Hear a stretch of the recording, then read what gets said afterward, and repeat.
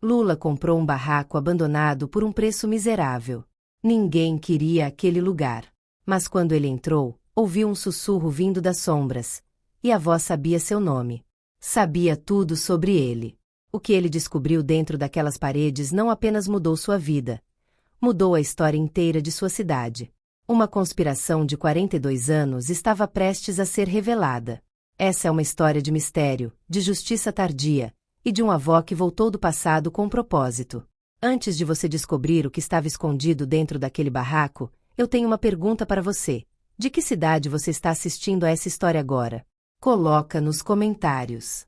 Você está em São Paulo? No Rio? Em Brasília? Ou em alguma cidade pequena, longe daqui? E antes que você descubra os segredos enterrados neste barraco, eu preciso que você faça uma coisa muito importante. Se inscreva no canal. Ative aquele sinzinho de notificação, porque essa história tem 8 partes épicas que você não vai querer perder. Vamos lá? Vamos descobrir juntos o que um fantasma esperou 42 anos para revelar. A história começa agora. Lula havia passado 3 meses economizando cada centavo que conseguia juntar. Trabalhou como pintor, pedreiro e até mesmo ajudante em uma reforma no centro da cidade. Aos 42 anos, nunca havia pensado que seria dono de algo, qualquer coisa que fosse dele de verdade. Mas ali estava, com os documentos assinados em mão, olhando para aquela estrutura que a maioria das pessoas em seu bairro considerava condenada. O barraco ficava na Rua dos Aflitos, bem no fundo de um terreno que ninguém parecia reclamar há anos. As paredes de madeira estavam tortas, o telhado tinha vários buracos por onde a chuva entrava livremente, e a cerca que o cercava desabara em vários pontos. Mas era seu. Pela primeira vez na vida, Lula era proprietário de algo. Ele abriu a porta com a chave que lhe havia entregado o cartório, um documento amarelado que provou ser o último proprietário registrado. Alguém chamado Fortunato Ribeiro, falecido em 1987. A porta rangeu, e o cheiro de mofo e abandono o invadiu imediatamente. Lula tossiu, cobrindo o nariz com o pano que levava no bolso. A luz do fim de tarde entrava pelas frestas e janelas quebradas, criando padrões estranhos no chão coberto de pó. Havia garrafas vazias espalhadas, alguns papéis velhos que se desintegravam, e no canto uma velha cadeira de balanço, surpreendentemente intacta, balançando levemente como se alguém a tivesse deixado se movendo segundos antes. Mas não havia ninguém ali. Ou pelo menos, era o que Lula pensava. Ele caminhou lentamente, pisando com cuidado, observando cada detalhe. Havia uma mesa pequena de madeira, com um lampião de querosene vazio. Na parede, fotos antigas pregadas com pregos enferrujados mostravam pessoas em preto e branco, seus rostos desbotados pelo tempo. Lula aproximou-se de uma delas, tentando reconhecer alguém, quando ouviu o som. Uma tosse seca, como a de alguém que não tinha bebido água há muito tempo, vindo de trás da parede do fundo. Lula congelou. Seu coração acelerou. A tosse veio novamente, e desta vez foi seguida por um sussurro que gelou seu sangue. Lula, você finalmente veio. A voz era fraca, quase inaudível, mas perfeitamente clara em seu significado. Alguém ali dentro sabia seu nome. Alguém estava ali, naquele barraco abandonado há quem sabe quanto tempo, e o esperava. Lula recuou lentamente em direção à porta, seus olhos arregalados, procurando por qualquer sinal de movimento ou perigo. A tosse soou novamente, seguida por um rangido, como se alguém se movesse na escuridão. Não tenha medo, continuou a voz. Eu sou o que ficou aqui. O que não consegui partir. Lula tinha apenas uma decisão a tomar: correr ou ficar e descobrir a verdade. Lula respirou fundo, controlando o pânico que ameaçava o dominar. Seus instintos gritavam para ele sair correndo, voltar para a rua, chamar a polícia, fazer qualquer coisa se não permanecer naquele lugar estranho com uma voz misteriosa vindo das sombras. Mas havia algo na voz que o intrigava, algo que o fez parar. Não era uma voz agressiva ou ameaçadora. Era apenas triste, cansada, como a de alguém que havia estado esperando por uma eternidade por essa conversa. Meu nome é Lula também, disse ele para as sombras, sua voz saindo mais fraca do que pretendia. Lula Correia de Lima. E você é? O silêncio que se seguiu foi longo o suficiente para que Lula se arrependesse de ter perguntado. Mas então, lentamente, uma figura começou a se materializar na escuridão do cômodo traseiro. Era transparente, ligeiramente luminosa, mas claramente visível. Era um homem, aparentando ter mais de 60 anos, usando roupas de outro tempo, calça de linho bege e uma camisa branca que uma vez fora branca mas agora tinha o tom amarelado de algo que não havia sido lavado há décadas. Meu nome é Lula Augusto Silva Lima, disse a figura, e Lula reconheceu imediatamente a semelhança. O nariz era o mesmo. O queixo era o mesmo. Os olhos, ainda que fantasmagóricos, tinham a mesma cor. Sou seu avô, pelo lado de sua mãe. O chão parecia desaparecer sob os pés de Lula. Seu avô havia morrido quando sua mãe tinha apenas 2 anos. Era um homem sobre o qual pouco se falava na família. Havia apenas uma foto, muito semelhante às que estavam pregadas nas paredes deste barraco. Isso não é possível, disse Lula, sua voz tremendo. Minha mãe. Ela nunca mencionou você morar aqui. Ela disse que você morreu em um acidente de trabalho. Na fábrica de cerâmica. O fantasma suspirou, um som como vento passando por uma porta aberta. Sim, eu morri aqui, disse ele. Mas não foi um acidente, não como você pensa. E sua mãe não sabia. Ninguém sabia, porque eu não quis que soubessem. Lula aproximou-se, sua coragem crescendo à medida que a realidade absurda daquela situação começava a se assentar em sua mente. Você estava aqui quando? Quando comprei isso? Perguntou Lula. Como você sabe meu nome?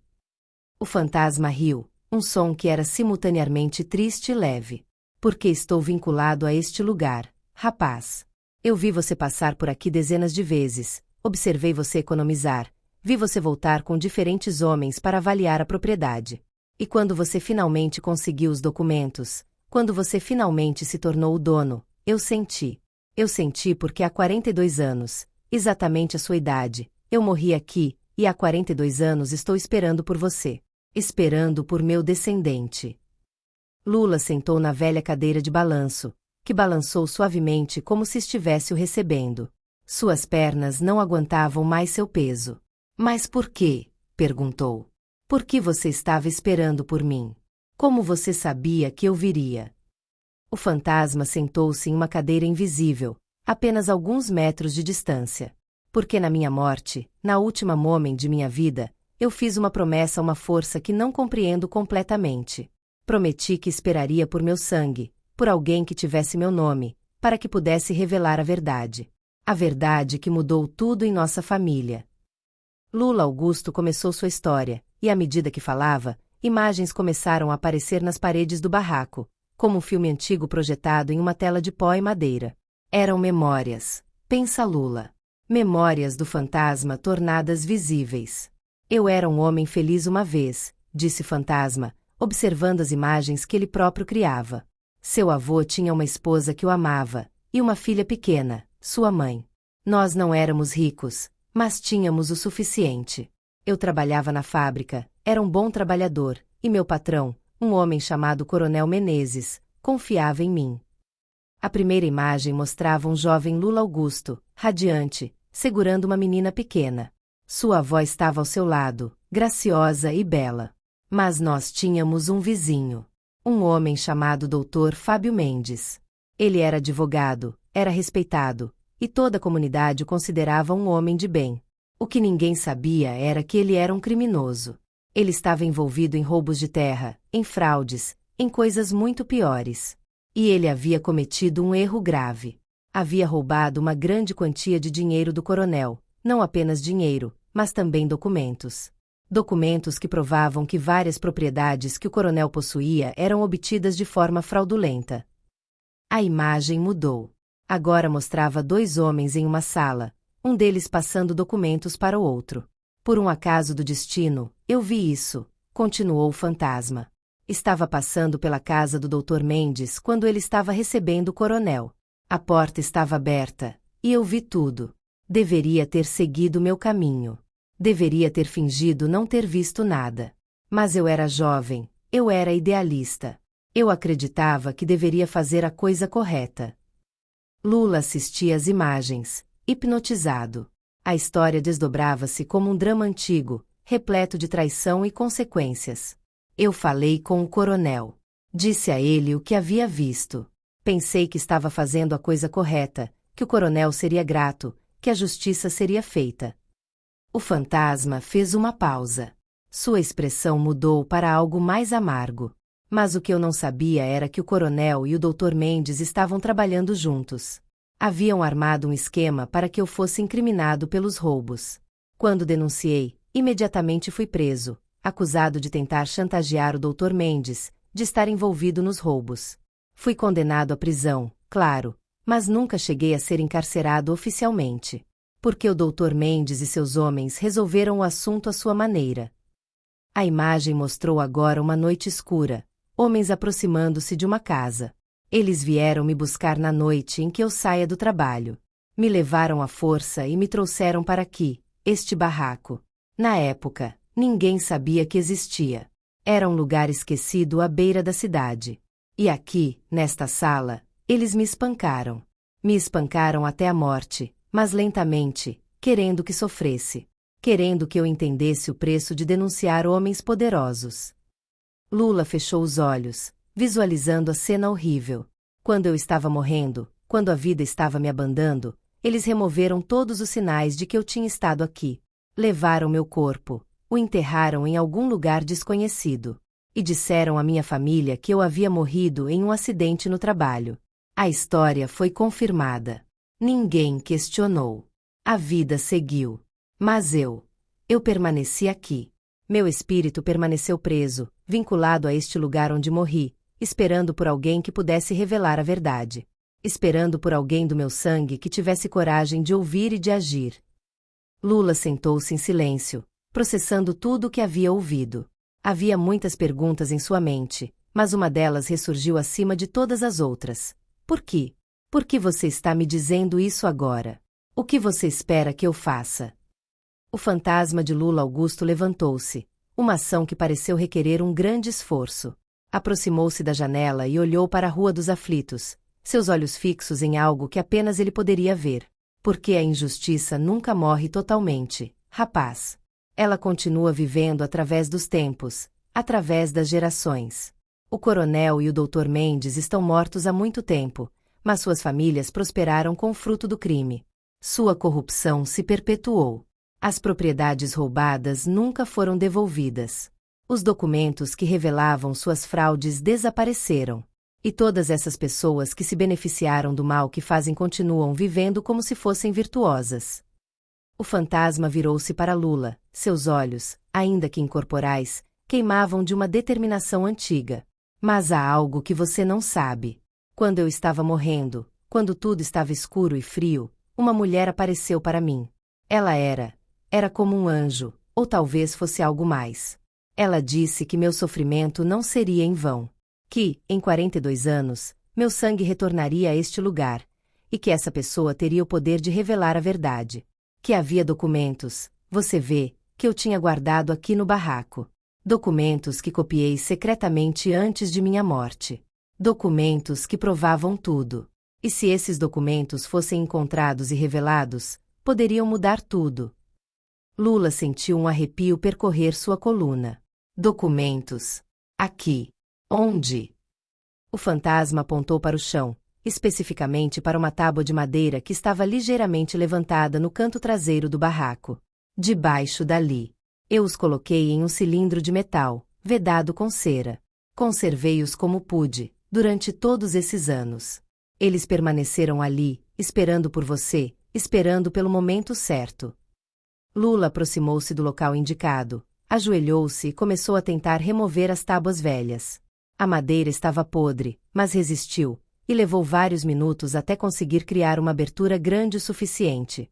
Metendo a mão na escuridão, seus dedos tocaram em algo cilíndrico e frio. Metal.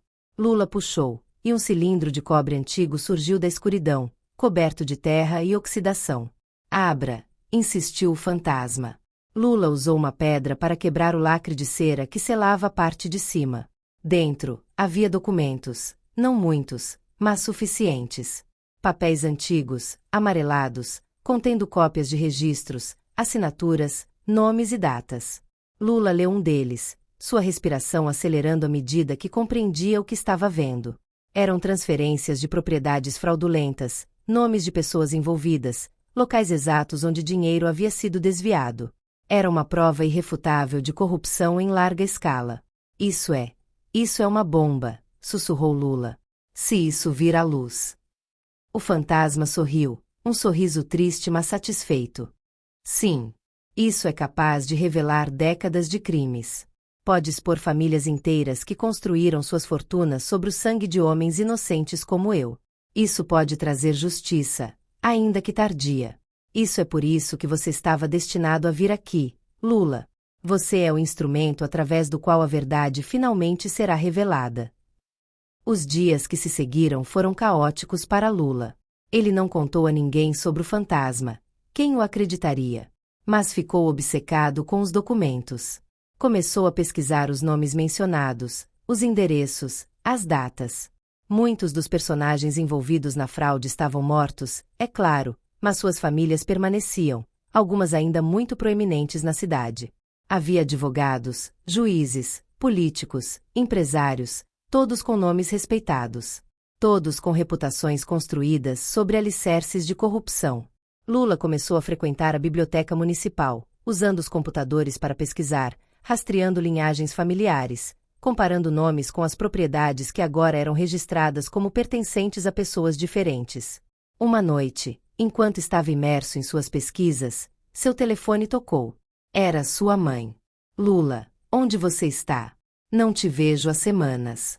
Você está bem? Lula sentiu a culpa pinçar seu coração.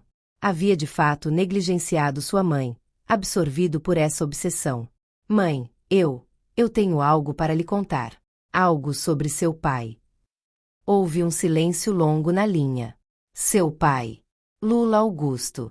Você nunca o conheceu, e poucas pessoas falam sobre ele. Mas eu descobri algumas coisas sobre como ele morreu. Sobre a verdade por trás de sua morte. Sua mãe respirou fundo. Lula, sente-se. Eu tenho algo para lhe contar também. Algo que sua avó me contou no leito de morte. Algo que ela me fez jurar nunca revelar. Mas agora que você está questionando, agora que você está procurando, acho que é hora de você saber. A mãe de Lula contou uma história que confirmava tudo o que o fantasma havia dito, mas com detalhes adicionais que ela havia guardado por toda uma vida. Ela havia descoberto a verdade quando criança, ouvindo conversas sussurradas entre sua mãe, a avó de Lula, e pessoas da comunidade. A verdade sobre o assassinato de seu pai havia sido transmitida como um sussurro ao longo dos anos, cada geração guardando o segredo, com medo das consequências de revelá-lo. Sua avó acreditava que contar à polícia seria inútil. Os homens envolvidos eram muito poderosos. Ela temeu pela minha segurança, pela sua segurança, pela segurança de qualquer pessoa que pudesse denunciá-los. Então, ela manteve silêncio, e com o tempo, as pessoas esqueceram. A história desapareceu dos registros. Seu pai se tornou apenas um nome, uma lembrança desbotada de algo que ninguém queria lembrar. Lula sentou-se na casa de sua mãe, o cilindro de metal sobre a mesa entre eles. Mãe, eu encontrei provas. Documentos. Cópias de documentos que seu pai guardou. Coisas que podem provar tudo o que você está dizendo. Coisas que poderiam trazer justiça. Sua mãe olhou para o cilindro, seus olhos se enchendo de lágrimas, lágrimas que havia mantido retidas por uma vida inteira. O que você quer fazer, filho? Perguntou ela. Revelá-los significaria abrir feridas antigas. Significaria ir contra homens poderosos, ou pelo menos contra suas famílias. Pode haver repercussões. Lula respirou fundo.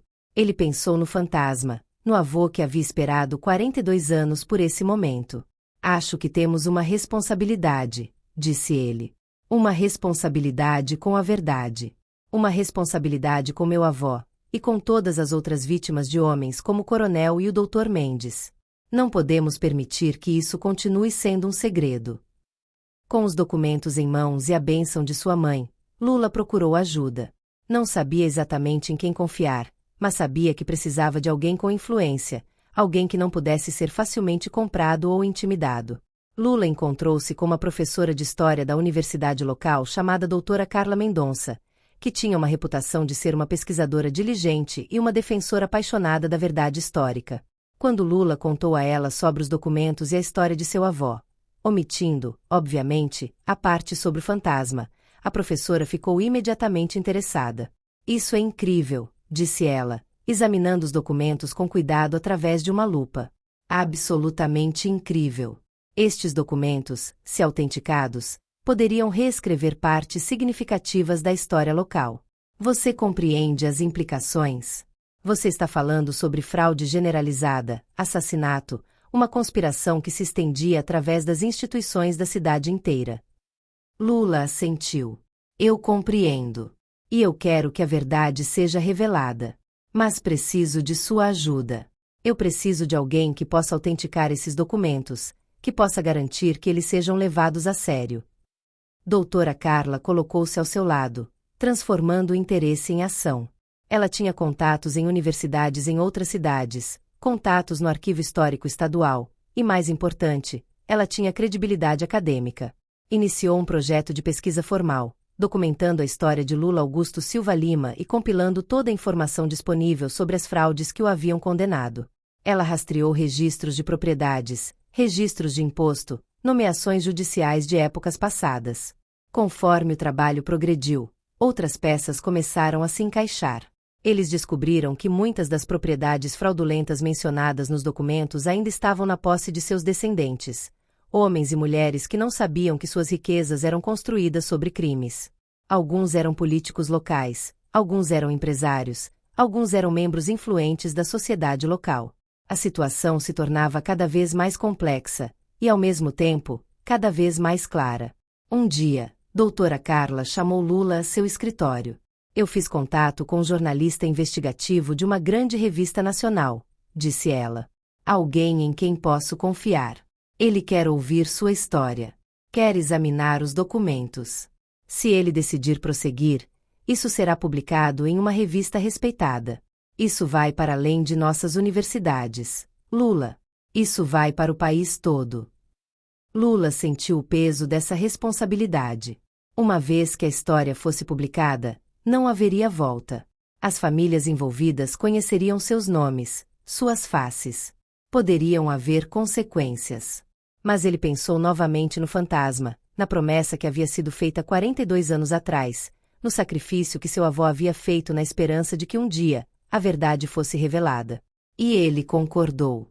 6 meses depois, a revista publicou sua reportagem de capa, Os Segredos Enterrados de uma Cidade, como uma fraude de décadas foi finalmente exposta. A história contava tudo: a morte de Lula Augusto, a conspiração entre o coronel e o Dr. Mendes, as propriedades roubadas, os crimes que nunca haviam sido punidos. Incluía nomes, datas, documentos. Era meticulosamente pesquisado e absolutamente devastador para as famílias envolvidas. Nas horas após a publicação, a história explodiu em viral. Jornais locais pegaram a história, depois jornais estaduais, depois uma cobertura nacional começou. Historiadores começaram a revisar registros antigos, encontrando mais provas. Políticos começaram a fazer declarações de consternação e promessas de investigação. As famílias envolvidas, os descendentes daqueles que haviam cometido crimes, começaram a liberar declarações através de seus advogados, negando envolvimento, afirmando que eram vítimas de uma injustiça histórica. Mas o dano estava feito. Reputações caíram. Empresas associadas aos nomes envolvidos começaram a perder contratos. Propriedades que se suspeitava serem fruto da fraude começaram a ser investigadas legalmente. Uma comissão estadual foi formada para revisar todos os registros de propriedade da década de 1980, procurando por outras fraudes que poderiam ter sido cometidas pelo mesmo grupo. E então, 3 semanas após a publicação, houve um anúncio. Os restos mortais de Lula Augusto Silva Lima haviam sido encontrados, escondidos em um cemitério antigo fora da cidade, em uma vala comum. O corpo foi identificado através de registros odontológicos e DNA. A polícia reabre oficialmente o caso de sua morte, agora classificado como homicídio. Embora os perpetradores estivessem mortos há muito tempo, a investigação trouxe encerramento, trouxe reconhecimento, trouxe justiça, ainda que simbólica. Na cerimônia de reenterro, realizada com honras completas de um cidadão injustamente morto. Centenas de pessoas compareceram. Sua mãe chorou enquanto os restos mortais de seu pai, seu avô que ela nunca havia conhecido, eram colocados apropriadamente em repouso. Lula estava ao seu lado, e quando olhou para trás, por apenas um momento, ele viu uma figura translúcida ao longe, sob uma árvore, observando a cerimônia. Uma figura que sorria pela primeira vez com algo que parecia com paz. E então ela desapareceu. Nos meses subsequentes, a história continuou desdobrando-se. Propriedades foram devolvidas a seus legítimos proprietários ou a seus descendentes. Compensações foram pagas. A história de Lula Augusto foi integrada aos registros históricos da cidade, suas proezas na busca pela justiça sendo reconhecidas. Algumas das famílias envolvidas na fraude original procuraram Lula pessoalmente para pedir desculpas, para reconhecer que haviam se beneficiado de crimes que agora compreendiam. Outros se recusaram a aceitar a realidade, mas suas negações apenas enfraqueceram suas posições. Um ano após a primeira publicação da revista, Lula recebeu uma bolsa para estudar História na universidade. Uma instituição respeitada reconheceu seu papel em desvendar a verdade e ofereceu-lhe a oportunidade de continuar sua educação. Sua mãe ficou tão orgulhosa que chorou quando ele contou a ela. Lula reformou o barraco, transformando-o em um pequeno museu dedicado à história de seu avô e à lição que ela ensinava sobre a importância de perseguir a verdade, não importa o quão enterrada estivesse. Visitantes vinham de outros estados para ver o local onde os documentos foram descobertos, para ouvir a história do homem que esperou 42 anos por justiça. E em certas noites, quando Lula estava sozinho no barraco, quando a noite era quieta e as sombras criavam padrões nas paredes, ele juraria que sentia uma presença. Não era aterradora, não era perturbadora. Era apenas uma presença tranquila, como se alguém estivesse observando com satisfação enquanto a vida de Lula progredia, enquanto a verdade que havia sido tão duramente protegida finalmente via a luz. Ninguém mais vira o fantasma, nem sua mãe, nem doutora Carla, nem qualquer outra pessoa. Mas Lula sabia que estava lá.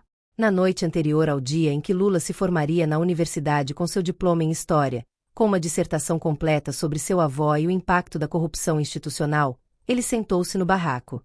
Abriu uma cerveja e colocou um copo vazio ao seu lado. Obrigado, disse ele para a escuridão. Obrigado por esperar. Obrigado por ter fé de que a verdade seria revelada. Você finalmente pode descansar, vovô.